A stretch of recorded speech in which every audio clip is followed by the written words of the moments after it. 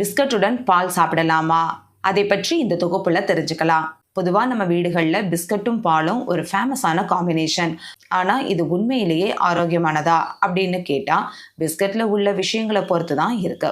பிஸ்கட்டில் என்ன பிரச்சனை இருக்கு? நீங்கள் கடையில் வாங்குற பெரும்பாலான பிஸ்கட்டில் சில பிரச்சனைகள் இருக்கு. சர்க்கரை. பிஸ்கட் நல்லா இனிப்பாக இருக்கணும்னு நிறைய சர்க்கரை சேர்ப்பாங்க. இது அதிகமாக சாப்பிட்டா உடல் எடை கூடுறதுக்கும் சர்க்கரை வியாதிக்கும் வழிவகுக்கலாம். இரண்டாவது மைதா.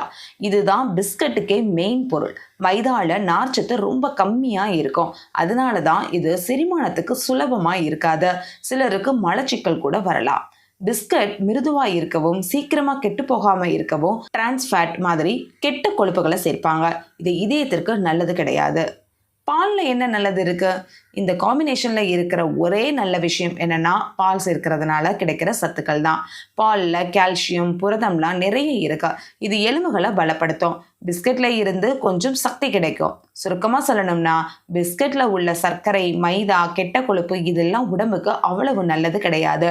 அதனால எப்பவாவது ஒரு நாள் சாப்பிட்டா பரவாயில்லை. ஆனால் தினமும் காலையிலேயோ மாலை நேரத்திலேயோ இதை வழக்கமாக வைக்கிறத தவிர்க்கிறது ரொம்பவே நல்லது.